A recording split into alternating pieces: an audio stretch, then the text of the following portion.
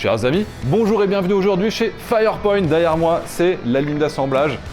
Je vais visiter ça, c'est le drone le plus utilisé sur le champ de bataille. C'est incroyable qu'il m'ait laissé accéder à des endroits comme ça. Je vais vous montrer un petit peu l'envers du décor et après on parlera de son usage.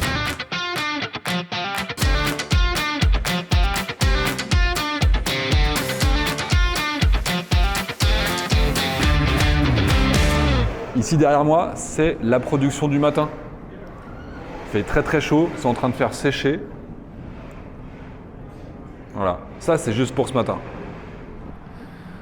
Donc ici on est sur un lieu de séchage, puisque comme ils produisent quand même 160 drones par jour en ce moment, drones, missiles, ça dépend comment vous les appelez, 160 par jour, logiquement il y a plein d'endroits comme celui-là. Il faut imaginer que, donc évidemment, il y a beaucoup de lignes de production qui sont parallèles, qui sont dans différents endroits. Et ce qui est le plus fou, c'est que dans chaque ligne de production, il y a localement la production des pièces en carbone, la production du métal, la production du moteur, l'impression des circuits électroniques. Tout ça va s'accumuler. C'est-à-dire que même si une usine, il y avait une partie des bâtiments qui était touchée, et je vous assure, ils font vraiment le nécessaire pour qu'on ne soit pas identifié en termes de position, eh bien même cette usine-là pourra continuer à travailler au moins aux 2/3, puisque dans chaque usine, chaque ligne de production est triplée. Et donc logiquement, en multipliant comme ça les lignes d'assemblage et les lignes de production en interne, et en ayant comme ça des centaines de petits fournisseurs qui ne savent même pas pour qui ils travaillent et ce qu'ils produisent à la fin, ben vous avez une efficacité qui est gigantesque, un secret qui est ultra bien préservé, et puis une efficacité qui est inégalée pour des coûts qui sont records. Puisque vous n'achetez pas de pots d'échappement, de pièces, etc., personne ne sait ce que vous êtes en train de produire. Ils font même eux-mêmes leur machine-outil, ce qui veut dire qu'à la fin, personne ne sait même que cette entreprise a développé une capacité de production, parce que personne ne leur vend de machine-outil. C'est juste un truc de malade dans l'organisation, dans le secret, dans l'efficacité, dans les coûts. C'est incroyable. Alors quand vous regardez les extérieurs, à peu près tout, en fait, c'est du plastique. C'est du plastique ABS, le système assez plus basique qu'on puisse trouver, le plus simple qu'on puisse trouver, des écrous normaux, tout est absolument normal. Et donc ça, c'est le nez. Vous voyez ici, c'est comme ça qu'ils accrochent les nez. Il n'y a pas de plastique, il n'y a pas de vis, il n'y a pas d'écrou. Simplement avec une sorte d'élastique, ils vont accrocher ici pour que ça tienne. Il n'y a absolument aucun assemblage complexe, aucune machinerie compliquée, puis un savoir-faire relativement abordable, même pour des ouvriers qui sont peu qualifiés. Donc là, le nez a été mis. Vous voyez ici, ces simples élastiques, c'est ça qui va tenir le nez du drone, du moteur. La totalité tient sur cette force-là. Et juste pour vous donner un ordre d'idée, même ces petits plastiques-là, ça paraît basique, et pourtant ils les ont produits localement parce qu'ils n'avaient pas la possibilité de trouver quelque chose qui corresponde réellement à leurs besoins en termes de tension et de torsion, et qui corresponde aussi au froid et à l'humidité, parce qu'évidemment on est en Ukraine, il fait 50 degrés en été, il fait moins 30 en hiver. Alors typiquement, il y a aussi de l'innovation dans les process industriels. Par exemple ici, d'habitude, pour faire une aile avec tous ses composants, avec les éléments à l'intérieur, avec les passages, etc., ça dure 6 jours dans les technologies habituelles qui sont celles de toute l'industrie partout.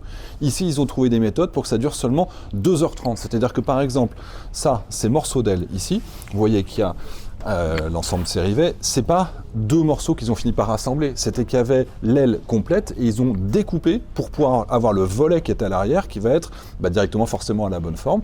Ils ont simplement rajouté ici, vous voyez, des systèmes mobiles, mais il n'y a rien de plus simple, on est sur des écrous et des vis tout à fait classiques, et ils ont aussi un degré d'acceptabilité sur des écarts qui est infiniment plus élevé. C'est-à-dire que par exemple chez nous, il faut que ce soit 1/10 de millimètre près.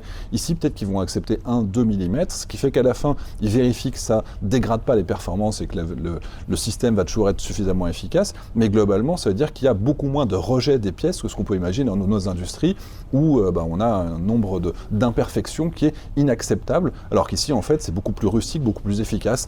2h30 au lieu de 6 jours pour faire des ailes qui vont être utiles dans 99% des cas. Un autre élément important également pour leur montée en puissance, c'était qu'ils ont développé eux-mêmes leurs propres robots, leurs propres machines, outils. C'est 100% produit sur place. Et quand vous regardez, c'est ce qu'il y a absolument de plus simple. C'est des machines parmi les moins complexes qu'on puisse imaginer. Tout ça, c'est piloté évidemment par ordinateur, mais en réalité, vous voyez, c'est des choses qui sont très simples. Ça leur a fait économiser, des dizaines de millions en R&D, en achat, et derrière, par contre, ils ne réduisent pas la qualité du carbone. Ils ont vraiment une qualité qui est toujours au top, mais avec des outils qui coûtent absolument rien. Alors, à ce moment de la visite, on est rejoint par la directrice technique de la société Firepoint, je pense pour approfondir aussi ses capacités. Elle me montre quelques petits éléments technologiques, mais surtout, elle me dit « J'ai une surprise pour toi ». Alors moi, je m'attends à des goodies comme d'habitude. Elle me dit « Mais ça prend 2 heures, est-ce que tu peux ?» Allez, go. Et là, on quitte cette usine, la première que vous venez de voir, avec les FP1, qui sont déjà, pour moi, un des éléments les plus stratégiques de l'armée ukrainienne, qui permet de taper dans la profondeur et sur l'économie russe. Et là, on prend la voiture, procédure de sécurité que je ne peux pas exactement vous détailler, et on arrive dans un environnement pour le Flamingo. Et là, c'est l'arme la plus stratégique. On parle d'un missile qui tape à 3000 km de distance, qui emporte 1 tonne de charge utile, qui a été utilisé déjà sur la Crimée à cette époque, mais c'est presque une légende ce missile. On en a très très peu, on ne sait pas exactement où en sont les Ukrainiens, et ils veulent justement me montrer leur montée en puissance. J'ai pas eu le droit de filmer, j'avais pas de caméra, j'avais pas de GPS, j'y étais pas avec ma propre voiture. Ce qui fait que je n'ai que cette photo dans laquelle je suis devant un Flamingo. On pouvait pas montrer l'avant parce qu'il y a des choses secrètes également, donc c'est assez frustrant de pas pouvoir vous partager tout ce que j'ai pu voir. La simple élément que je trouve peut-être le plus incroyable, c'est qu'il n'y a aucun fournisseur. Ils ne reçoivent que des billes de plastique et des morceaux de métal complètement anodins pour pouvoir produire tout ce qui est nécessaire sans avoir aucun fournisseur autre que de la poudre et de l'aluminium et des petites choses qui finalement on peut acheter n'importe où. Ils produisent tout de A à Z sur place. Et ça, c'est quelque chose qui fait qu'ils ne peuvent pas être détectés, ils ne peuvent pas être identifiés. Aucun de leurs sous-traitants ne sait qu'est-ce qu'ils font dans ce hangar, qui est un hangar banal avec quelques camions qui passent. Et ça, des hangars comme ça, il y en a énormément en Ukraine, un petit peu partout. Et le rythme de production, on voit bien qu'ils sont sur un ramp-up, on voit qu'il y a de la place, on voit déjà qu'il y a, quand j'y suis, plusieurs missiles qui sont les uns à côté des autres. On voit qu'il y en a plusieurs sur lesquels ils viennent de finir le bobinage, il y en a qui sont en train de sécher, on voit qu'ils sont en train d'assembler, on voit qu'ils produisent également des parties du moteur directement sur place. Voilà. Et donc, à la suite de cette visite, on a pu faire un entretien exclusif, évidemment, avec cette directrice technique, et vous allez voir ça assez incroyable dans ses visions stratégiques et dans leur capacité opérationnelle. Nous avons l'immense honneur d'être accueillis aujourd'hui par les équipes de Firepoint. Firepoint, c'est une entreprise qui a réussi en 3 ans à faire ce que nos sociétés ont besoin de décennies pour y arriver. Et on est aujourd'hui avec la CTO de l'entreprise, donc on va passer en anglais pour parler avec elle. Hi. Bonjour. Bonjour. Heureux d'être ici avec vous aujourd'hui. C'est incroyable ce que vous avez réussi à faire, et pour être clair, vous avez réussi en quelques années ce que nos entreprises croient impossible, parfois en des décennies pour certaines d'entre elles. Alors c'est possible quand on vous pointe une arme sur la tête. Concentrons-nous sur votre production. Le drone le plus célèbre jusqu'à présent, c'est le FP1, n'est-ce pas? Oui. Quand avez-vous commencé ce projet? L'idée de créer le FP1 en tant que concept a été élaborée fin 2022, quand notre fondateur Denis a réalisé que nous avions besoin de quelque chose capable d'envoyer environ 50 kg de charge utile sur une distance d'environ 700 km. Mais est-ce qu'il était une sorte d'ingénieur? Est-ce qu'il était déjà impliqué dans l'armée?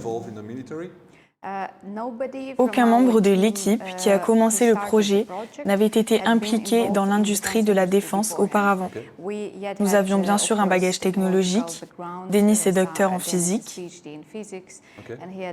Et il avait eu plusieurs projets en ingénierie.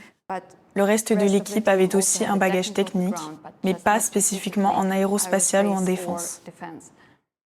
Et donc, quand vous arrivez dans ce domaine, avec votre propre état d'esprit, en regardant ce qui existe déjà, vous vous dites, tiens, peut-être qu'on pourrait faire mieux pour moins cher? Eh bien, nous n'avions pas assez confiance en nous pour penser que nous pouvions faire mieux. Mais nous avions un objectif très peu ambitieux, de proposer un système à la fois productible en masse et bon marché. C'était nos objectifs au tout début. Quand nous avons réalisé que nous pouvions atteindre ces deux objectifs sans perdre en efficacité, et parfois même surpasser certaines méthodes classiques en termes d'efficacité, nous avons compris que nous devions massifier tout le concept. Mais est-ce que vous vous reposez sur des systèmes extérieurs? Est-ce que vous achetez ce qui est disponible sur le marché en provenance de Chine, de France, des États-Unis, ou alors vous essayez de le fabriquer vous-même? Vous savez, l'Ukraine se bat pour son indépendance dans cette guerre. Donc c'est profondément ancré en nous d'essayer d'être indépendants. Bien sûr, nous ne pouvons pas être complètement indépendants en ce moment, en termes de compétences et de matériaux, mais nous essayons de minimiser les importations et de se baser sur une production locale autant que possible. Nous dépendons beaucoup de l'aide de nos partenaires pour le financement, le renseignement, l'expérience pour le développement de tout l'écosystème, le soutien politique général à plusieurs niveaux, mais en termes de compétences et d'équipements, nous essayons de faire le plus possible nous-mêmes. Alors, revenons au FP1. La première production du FP1 a commencé seulement quelques mois après l'idée, c'est ça? Oui, pour le processus de conception et de prototypage, nous avons suivi un schéma très classique. Nous n'avons rien inventé de très original. Et cela s'applique à tous nos produits. Nous faisons simplement ce qui fonctionne déjà bien dans l'aviation ou dans la défense classique. Donc nous avons pris un schéma aérodynamique très basique. Nous avons choisi celui-ci plutôt qu'un autre. Par exemple, tout le monde se demande pourquoi je ne vais pas vers la mono-aile comme sur Shahed, parce qu'il est beaucoup plus difficile d'être flexible avec une mono-aile. De plus, quand vous apprenez à votre avion à voler, c'est plus facile quand la plateforme est globalement flexible, que ce soit pour collecter des données ou pour essayer d'organiser le vol parfait. Le FP1 a donc cette forme parce que nous l'avons conçu en pensant que nous le modifierions plusieurs fois, avec des ajustements ici et là.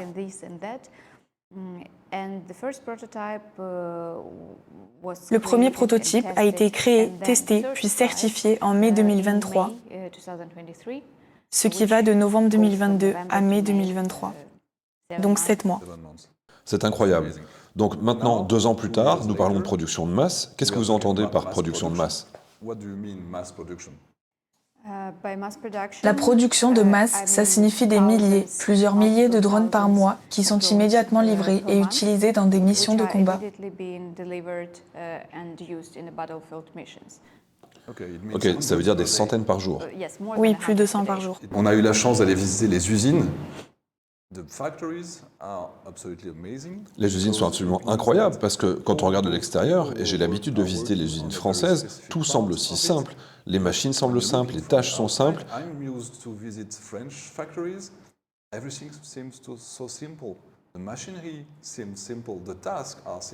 Est-ce que cela a été conçu dès le début pour être aussi simple ou est-ce que c'est juste parce que vous n'avez pas réussi à acheter des machines sud-coréennes par exemple? Il a été spécifiquement conçu pour être aussi simple que possible. Nous avons fait des investissements initiaux, notre propre argent pour acheter les machines dont nous avions besoin, mais les prix, les délais de livraison, la maintenance, le service. Si nous pouvons éviter cela, alors nous l'évitons. Bien sûr, nous avons des machines de haute qualité maintenant, mais le drone FP1 a été spécifiquement conçu de manière à pouvoir accroître très rapidement la production. Ok, mais encore une fois, pour l'approvisionnement de tous ces équipements, vous produisez maintenant des centaines de drones par jour, ça signifie des centaines de moteurs par jour. Vous comptez aussi sur vous-même dans ce domaine ou vous parvenez à vous approvisionner à l'étranger? Au tout début, nous achetions des moteurs et nous continuons à en acheter pour répondre à nos besoins. Mais nous avons également réalisé il y a 1 an et demi que si nous ne produisions pas notre propre moteur, cela serait toujours un goulot d'étranglement pour augmenter la production. Donc, sur les 82 pièces composant ce moteur que nous concevons, 80 sont produites en interne. Donc la fonderie, l'usinage, le fraisage, l'ajustement, l'assemblage, tout est produit en interne. Alors, pour vous donner un ordre d'idée, même les pots d'échappement, maintenant, ils les produisent localement parce que vous avez nulle part dans le monde une capacité de leur fournir 150, 200, bientôt 400 unités par jour. Et en plus, le fait de l'avoir produit localement, c'est plus 400 € par pièce, c'est plus que 70 € par pièce, des économies et de la production de masse.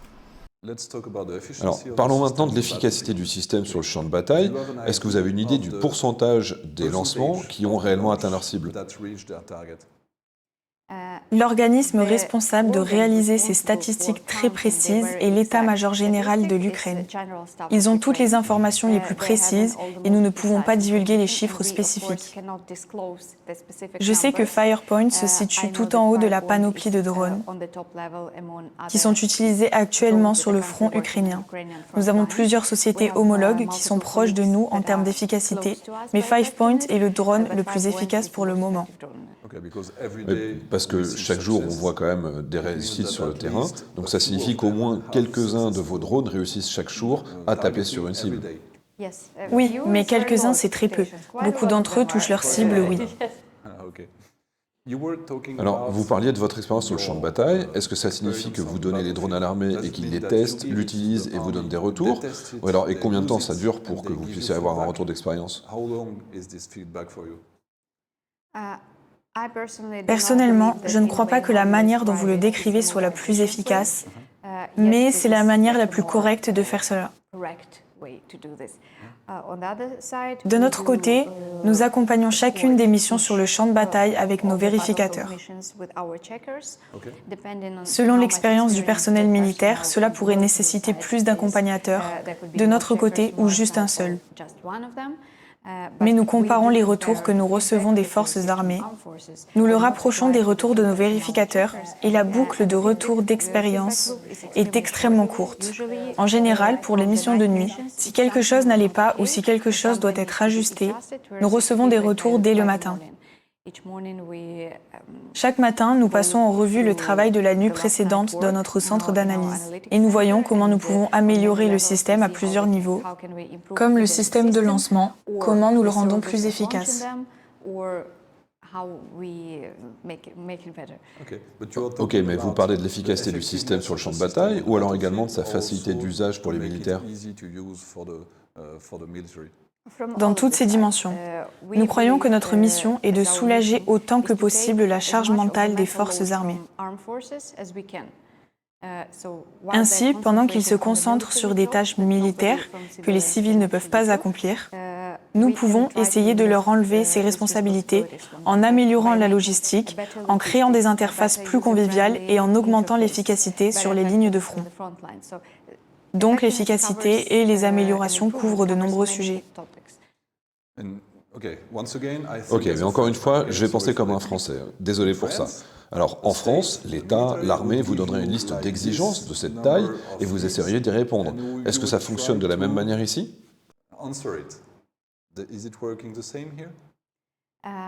Ça fonctionne un peu plus comme ça maintenant.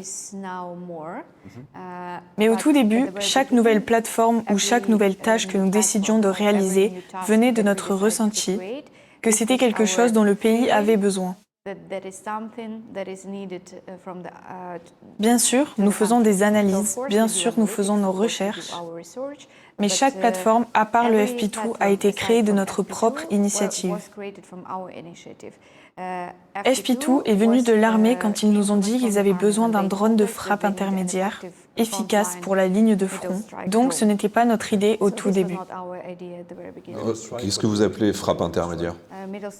Par frappe intermédiaire, nous entendons qu'elle couvre jusqu'à 300 km. Ok, c'est toujours la frappe la plus longue distance dont nous disposions dans l'armée française, donc on va rester modeste sur ce sujet. 300 km, c'est une frappe moyenne. Oui, et 105 kg de charge utile. Donc celui-ci, c'est vraiment une charge lourde. Oui.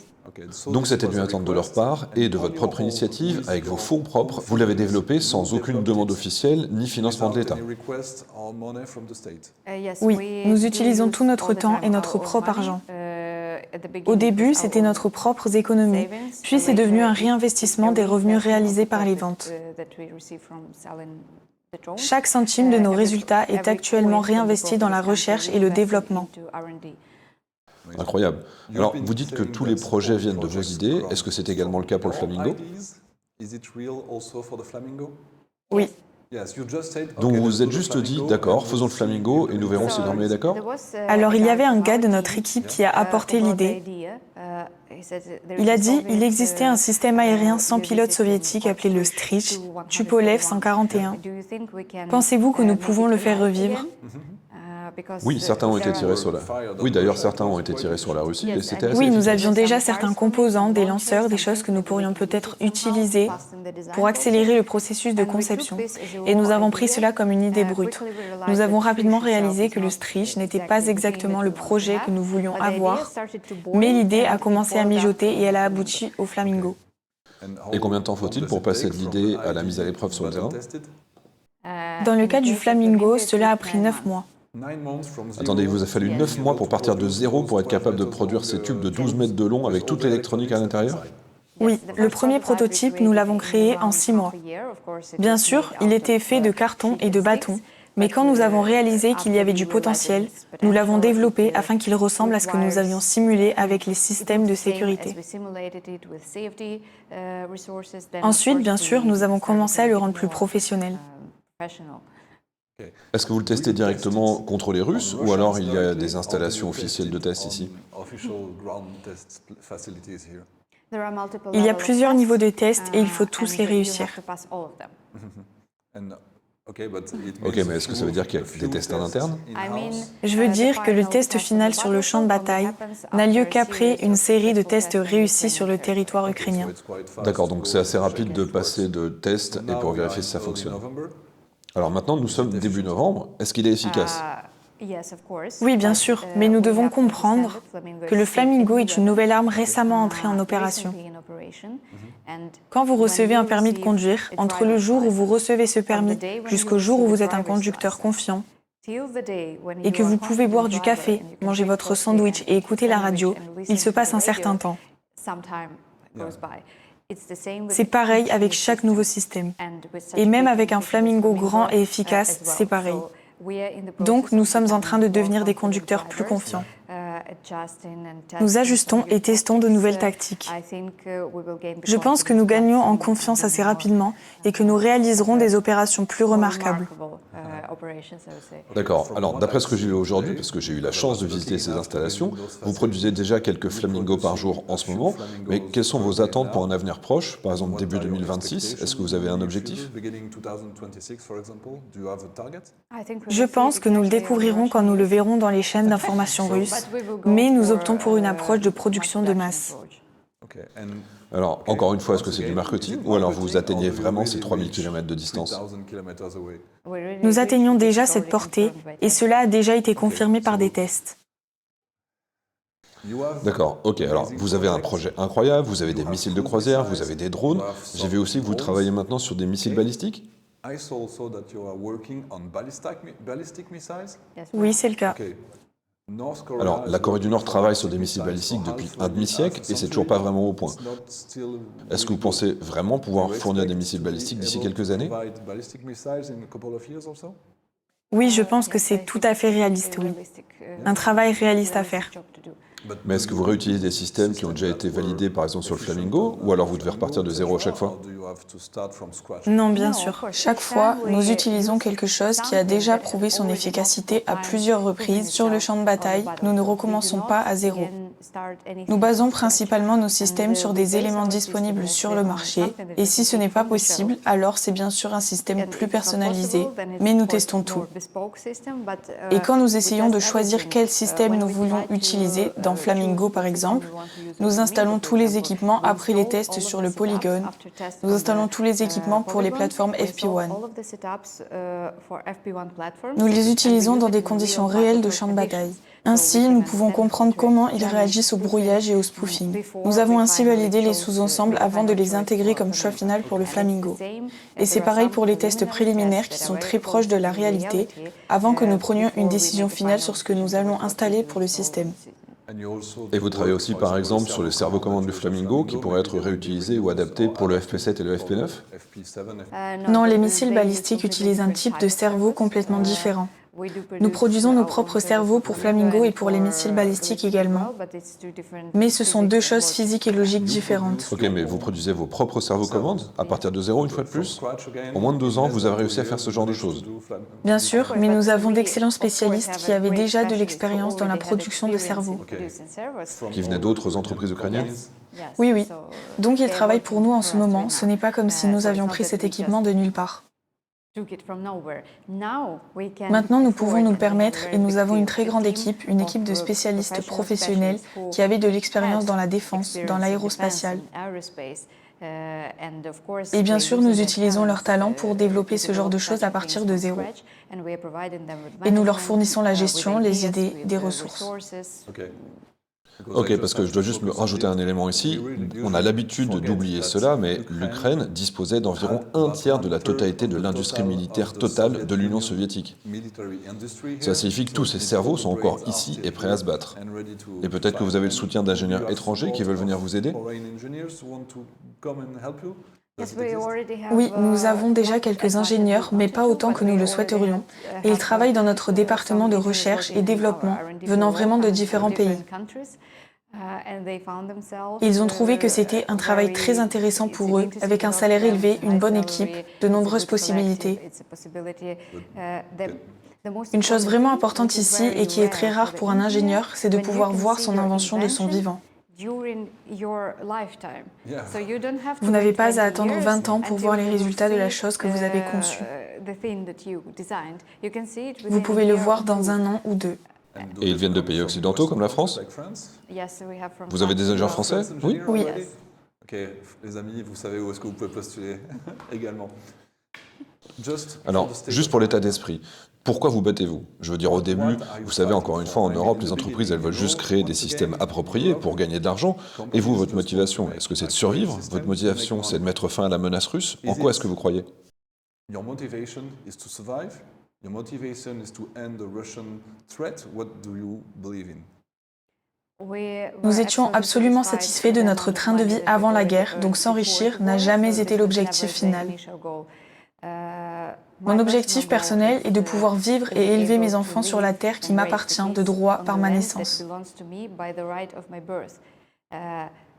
De nombreuses générations dans ma famille ont lutté à cause de la Russie comme voisin, avec l'Holodomor, les guerres, les différentes oppressions.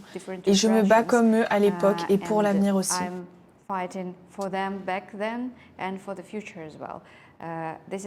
C'est mon endroit préféré au monde. Je veux vivre ici. Je veux travailler ici. Je veux créer ici. Je veux voir la vie prospérer ici.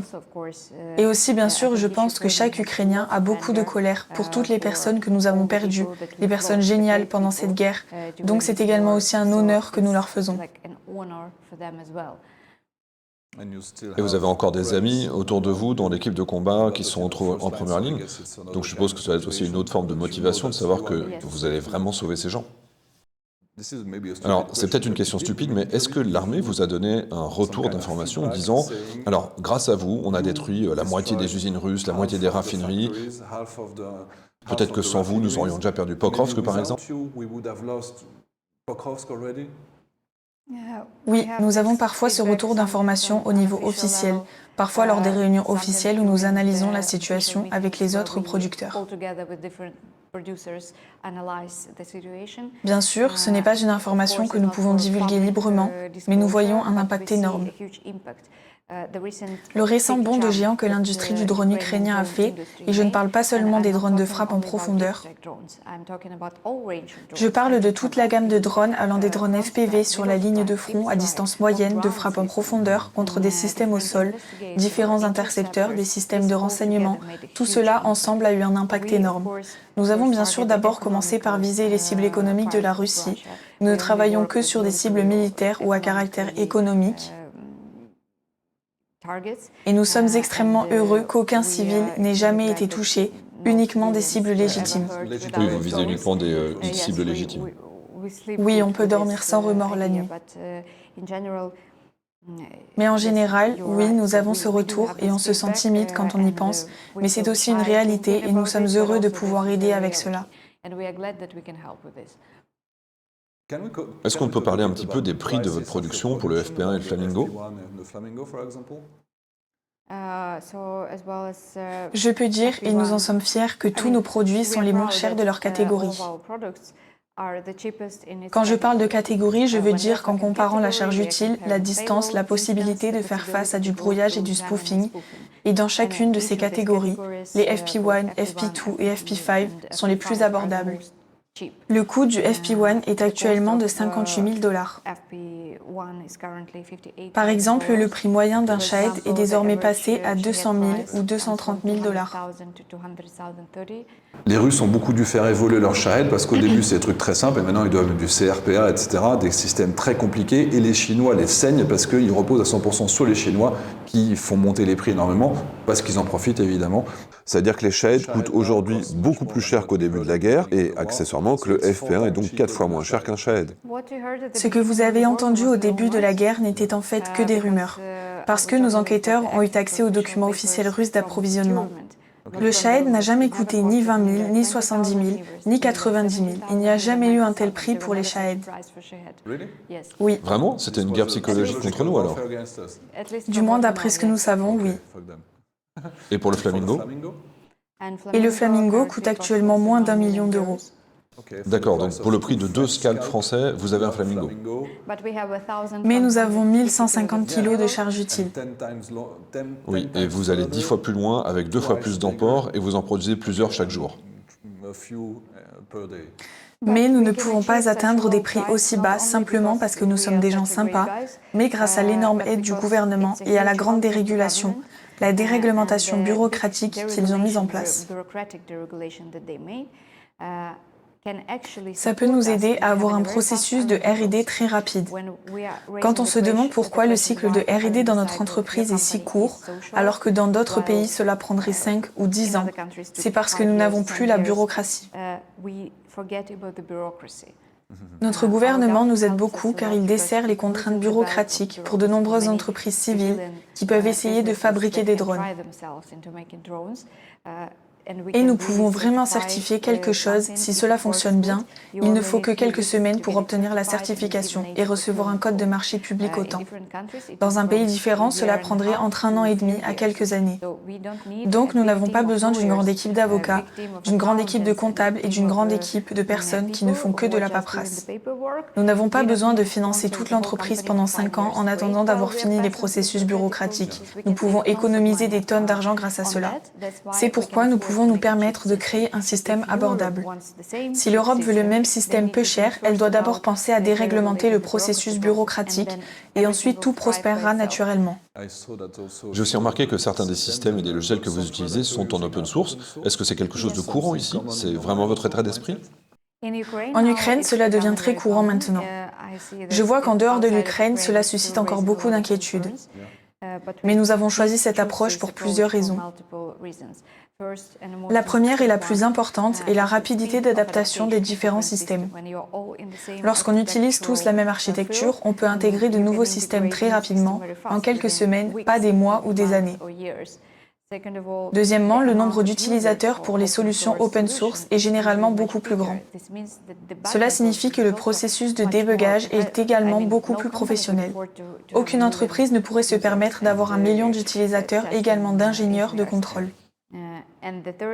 Et la troisième raison, qui est aussi très importante, nous devenons complètement indépendants des interruptions de tiers. Personne ne peut empêcher nos armes de fonctionner. Tous les clients du F-35, écoutez cela, arrêtez d'acheter du F-35.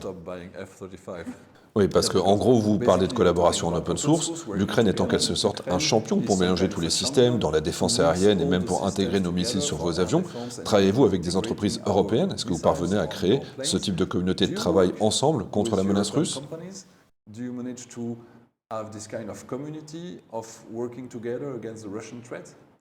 Oui, nous avons actuellement un conglomérat très puissant d'entreprises européennes. Et Firepoint agit comme un intégrateur de systèmes. Nous travaillons sur un système dont je ne peux pas encore divulguer beaucoup de détails, mais cela serait lié à la défense aérienne et à la création d'un écosystème général où nous travaillerons tous sur du code open source, auditable, avec un cycle de développement très rapide.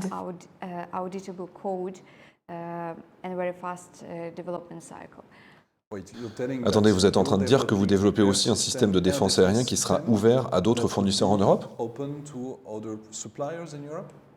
Oui, bien sûr. Nous allons le tester en Ukraine. Mais notre objectif est de créer un système de défense aérienne européen indépendant. Indépendant également composant critique qui pourrait venir de différents pays pour se concentrer autant que possible sur le continent européen. Est-ce que l'on parle ici d'un programme Firepoint ou est-ce que C'est un programme d'État? Firepoint et nous sommes très heureux d'avoir reçu beaucoup de confiance de la part d'entreprises beaucoup plus anciennes et plus grandes. Au début, elles étaient un peu sceptiques quant à notre approche, mais maintenant nous voyons comment elles l'adoptent et c'est encourageant. Et vous êtes assez optimiste quand vous voyez les autres entreprises, comme en Allemagne, en France, en Grande-Bretagne? Est-ce que vous pensez vraiment qu'elles vont suivre votre initiative dans cette direction? Oui, espérons que les Ukrainiens sont là. Vous allez nous sauver. Les amis, si on est suffisamment bon, on évitera une guerre grâce à eux. Merci beaucoup. Merci. C'était un réel plaisir, vraiment très intéressant. Les amis, j'espère que ça vous a plu. C'était unique, on est les premiers à pouvoir voir ça. On vous dit à très bientôt.